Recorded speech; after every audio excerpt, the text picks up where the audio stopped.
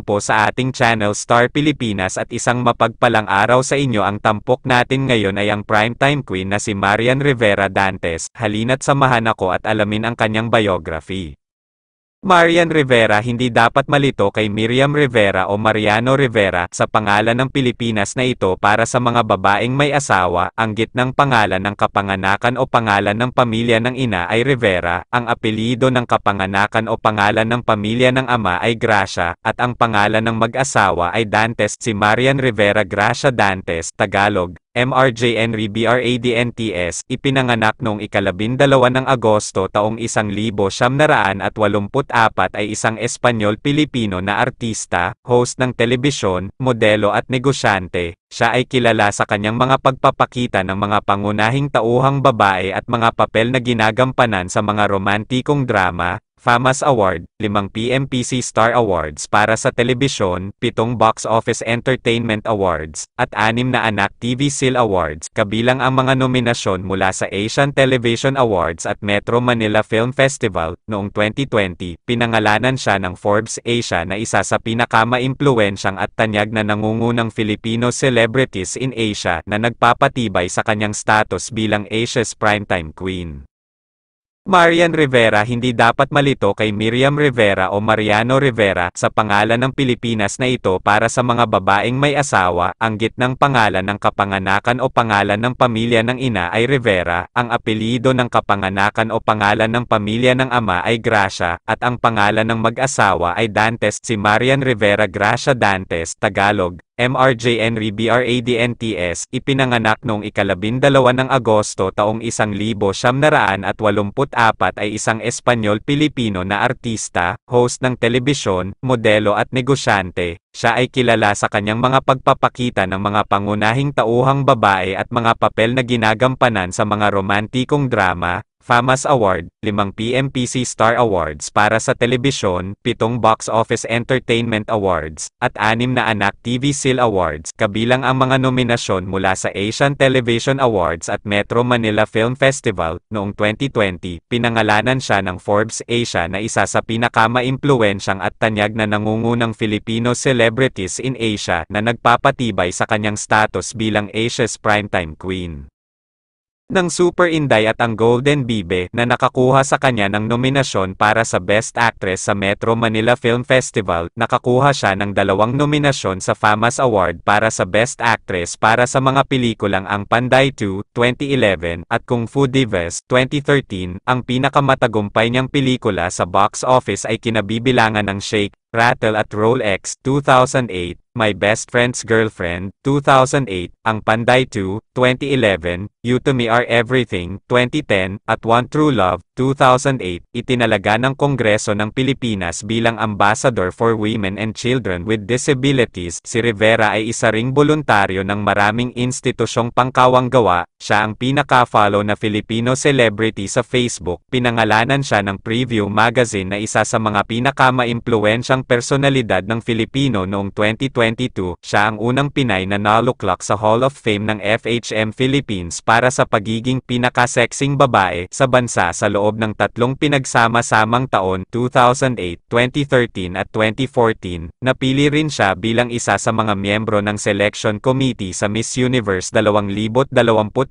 pageant. Bilang isang recording artist, naglabas si Rivera ng 2 album, Marian Rivera Dance Hits, 2008, at Retro Crazy, 2009, tumatanggap ng platinum at gold certifications mula sa Philippine Association of the Record Industry. Siya ang kasalukuyang host ng drama anthology na Tadhana, 2017 present.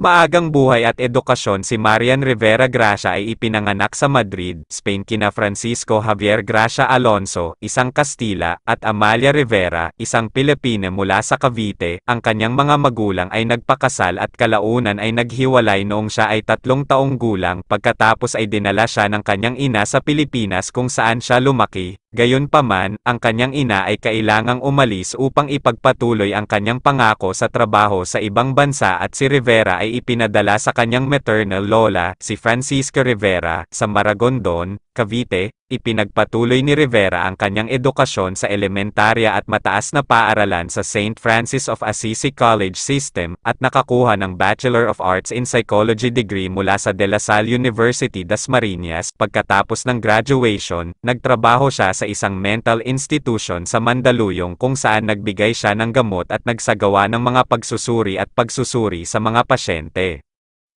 Karera 2004 hanggang 2008. Pagsisimula ng karera, ipinagpatuloy ni Marian Rivera ang ramp modeling nung elementarya siya pagkatapos bilang TV commercial model para sa Skin White Lotion, Skyflakes Biscuits, at iba pang label. These commercial appearances led Tape Inc. Executive producer Tony Tuviera commissioned her for roles in the afternoon TV soap operas Kung Mamahalin Mo Lang Ako, Agawin Mo Man Ang Lahat, and Pinakamamahal. Ginawa ni Rivera ang kanyang unang supporting role film appearance sa pamamagitan ng October Orts, Enteng Kabisote 2, Okay Ka Fairy Ko, The Legend Continues noong 2005 bilang ang Fairy Alisa. Noong 2006, pumirma siya ng kontrata sa Regal Entertainment na nagtampok sa kanyang debut sa horror film na Pamahiin. Noong Pebrero taong 2007, pinalayas siya ng GMA Network para sa mga tungkulin bilang ina, una sa Filipino-Malaysian TV drama series na Muli, at panghuli sa pantasyang serye sa TV, ang Super Twins bilang ina ng pangunahing kambal, at kontrabida sa mga susunod na yugto na nagtapos noong ika-1 ng Hunyo taong 2007.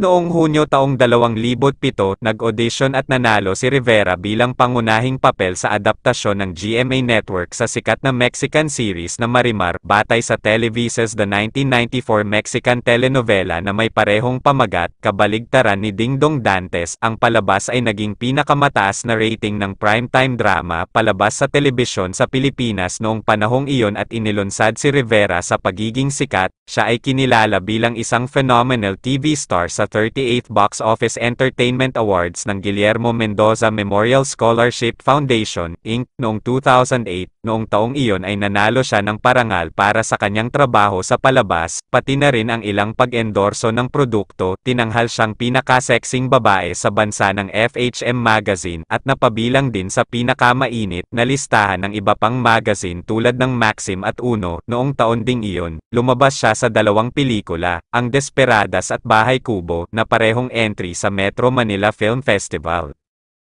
Rivera sa Sinulog Festival sa Cebu, Enero taong 2009. Noong 2008, ginampanan ni Rivera ang pamagat na papel sa Jezebel, na ipinalabas noong ika-28 ng Abril taong 2008. Ang sikat na karakter ng Sirena ng Pilipinas na ginampanan ng maraming sikat na artistang Pilipino mula pa noong 1970. Ang serye ay isa pang team-up kasama si Dantes. Ang taon ay minarkahan ang unang lead role ni Rivera sa tapat ni Richard Gutierrez sa My Best Friend's Girlfriend. Sa parehong taon, nagdebut sina Dantes at Rivera sa One True Love, sa direksyon ni Mac Alejandra. Lumabas din siya sa dalawang Metro Manila Film Festival entries tulad ng Shake, Rattle at Roll X, isang omnibus horror trilogy kung saan ginampanan niya ang Nieves, The Encanto Slayer, at Desperadas 2, isang sequel ng 2007 film of the same with Rufa May Quinto, Iza Calzado, Rufa Gutierrez, at Ogie Alcacid. Siya ay kabilang sa ikatlong batch ng mga bituin na pinarangalan sa Eastwood City Walk of Fame na matatagpuan sa Eastwood City, Libis, Quezon City noong 2008. Inilabas ni Rivera ang kanyang unang dance music album na pinamagatang Marian Rivera Dance Hits under Universal Records noong 2008.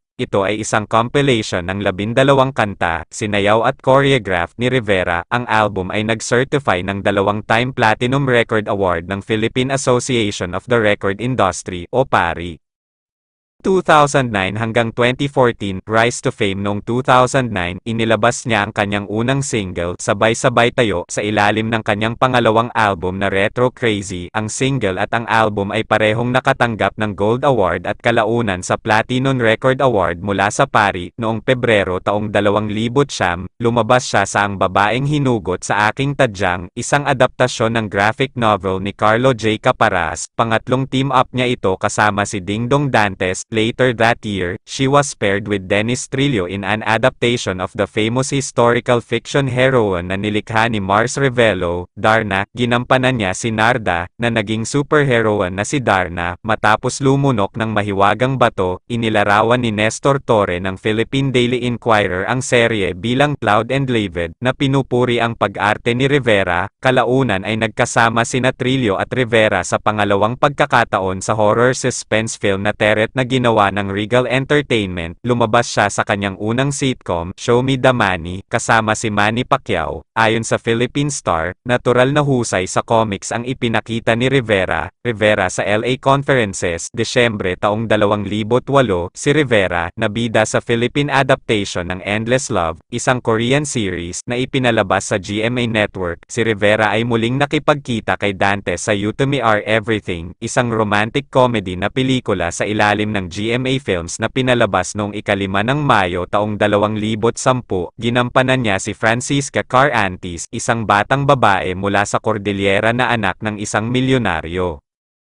Bida si Gracia sa sarili niyang Metro Manila Film Festival entry, ang Super Inday and the Golden Bibe, kung saan siya ay hinirang bilang Best Actress sa awards night ng festival. Nagbida siya sa isang espesyal na drama sa Holy Week, Anghel sa Lupa, Earth Angel, na ginawa ng Apt Entertainment, gayon din sa isang Christmas series na ipinalabas sa GMA Network, The Christmas Doll. Noong 2011, nakast siya sa Temptation Island, isang remake ng 1980 na pelikula na may parehong pangalan. Binalikan niya ang role ni Christina G., isang beauty queen aspirant na natrap sa isang isla kasama ang mga contenders na ginampanan ni Heart Evangelista, Solen Yusuf, Lovie Poe, at Rufa May Quinto. Nagbida rin siya sa pelikula ni Bong Revilla, Ang Panday 2, noong taon ding iyon. Pinangungunahan niya ang Amaya, isang historical drama fiction na naglalarawan sa mga unang Pilipino noong ika-16 na siglo. Nanalo siya ng ilang mga parangal kabilang ang Favorite TV Actress sa 2011 KZONE Awards, Best Actress sa isang primetime television series sa NSSUA Awards, at sa unang pagkakataon bilang Best Actress sa Golden Screen TV Awards noong 2013. Noong taon ding iyon, nanalo siya ng kanyang pangalawang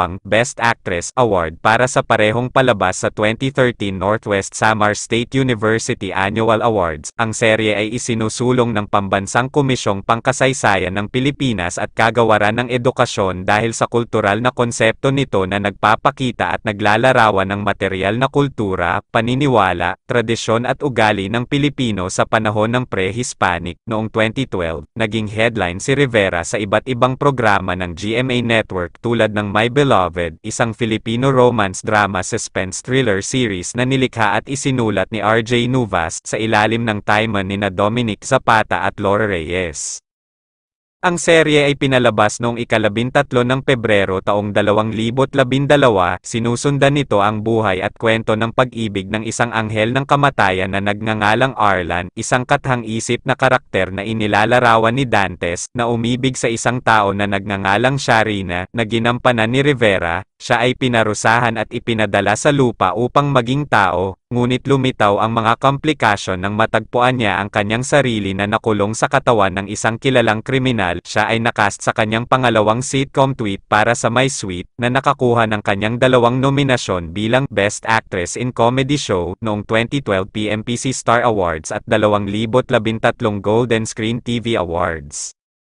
Nag-host si Rivera ng reality show, Extra Challenge, kasama sina Richard Gutierrez at Bubay. Ang palabas ay isang umuulit na reality show na orihinal na ipinalabas noong 1999, 2003 at 2006. Sa huling bahagi ng 2012, muling sumikat si Rivera sa pamamagitan ng Philippine adaptation ng isang sikat na Korean series, Temptation of Wife, na ipinalabas sa parehong network. Ginampanan niya si Angeline, isang mahabang pasensya na asawa, na pinagsinungalingan ng kanyang asawang si Marcel at isang kaibigan na nagngangalang Heidi. Nagbalik si Angeline bilang Chantal, isang mayamang sopistikadong babae na naghiganti sa mga taong nanakit sa kanya. Ang serye ay muling nagbigay ng katanyagan kay Rivera sa iba't ibang bansa sa Asia, na nagresulta sa isang fan meeting at mga guesting sa telebisyon sa Vietnam, kung saan ipinalabas ang serye, kasama ang iba pa niyang mga gawa. Binigyan ng serye si Rivera ng Best Actress Award sa PMPC Star Awards for TV at Best Actress in a Lead Role nomination mula sa 18th Asian Television Awards kasama si Lorna Tolentino sa seryeng Pahiram ng Sandali. Lumabas siya sa kanyang pangalawang pelikula kasama si Richard Gutierrez sa isang romantic comedy film na pinamagatang My Lady Boss. Ayon sa kanya, "It's my first time to play a mean but ultra-conservative character," referring on her role as Evelyn, the boss from hell.